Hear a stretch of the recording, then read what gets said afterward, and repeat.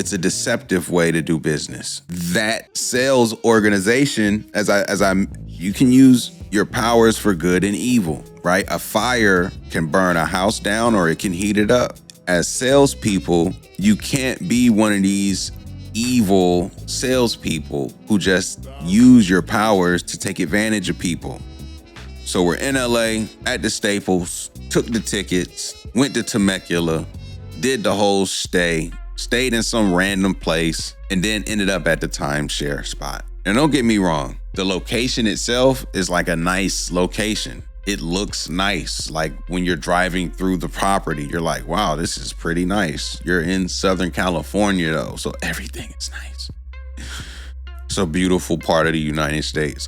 Just driving from, say, like San Diego north to LA and upward, like that drive is just a beauty. And when we arrived, man, their whole process of bringing you in, putting you in certain places, taking way too much of your time is crazy. It's a very aggressive, and frankly, we'll get to this, it's a fraudulent way to do business. It's a deceptive way to do business. That sales organization, you can use your powers for good and evil, right? A fire can burn a house down or it can heat it up. As salespeople, you can't be one of these evil salespeople who just use your powers to take advantage of people when they shouldn't be using their resources to do certain things, like where it's to their detriment.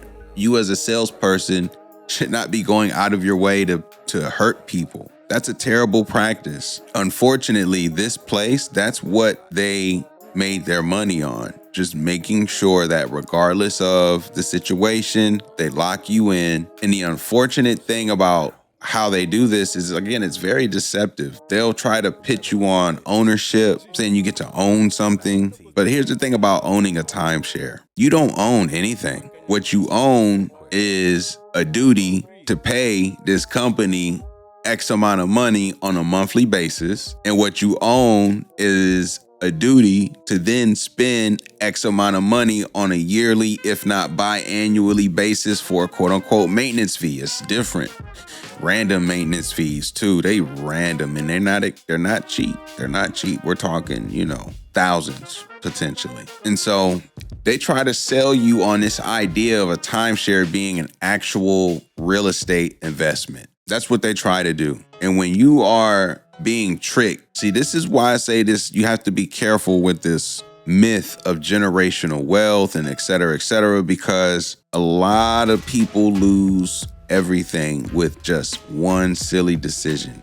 When you don't have the education, when you don't have the support system or the resources to overcome certain decisions, like one ignorant decision can bury you in the United States. That's the thing. The U.S. is so, I'm going a little, the U.S. is so crazy. The U.S. is so crazy because they prey on your ignorance. You can make tons of money and build a successful business from the ground up, the American dream. But America will penalize you and take everything from you when you didn't do those taxes the right way. Regardless of if you knew what to do, didn't know what to do, intentionally, purposefully. That's how America is like set up. It's not necessarily, it's about what you know.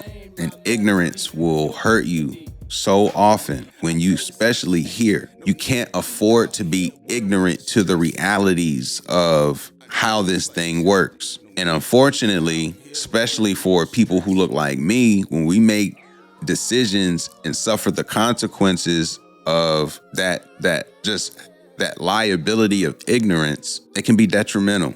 And we don't get second, third, fourth chances. It's tough to bounce back sometimes. So getting this information ahead of time, I think, is important, which is one of the reasons why I'm sharing this story. But America, man, it unfortunately, it preys on the ignorance, the asymmetry of information within the dynamic. That's negotiation, that's business, that's anywhere where it requires me having an advantage over you. There's always a game being played where the information is not equal. And when you have more information, you have an advantage. So they preyed on our ignorance because we were definitely and still are of the mindset that real estate is important and you must have it.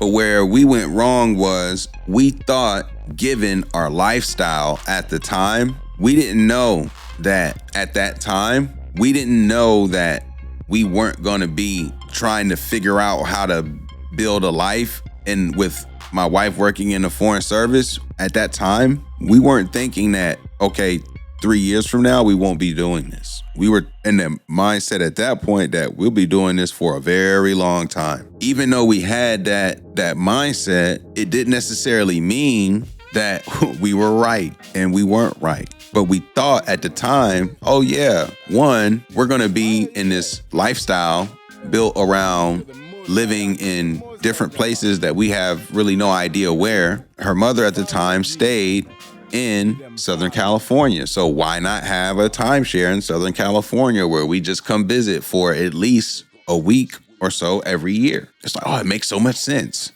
And it's ownership and it's an investment. And they also get you by saying, yeah, in the times you don't want to spend, you can just do other things. Like when certain conventions are in town, you can trade it in or sell your points or do all this other stuff. It's like, they just make it seem like it's just so like, oh man, this is such a great choice, right?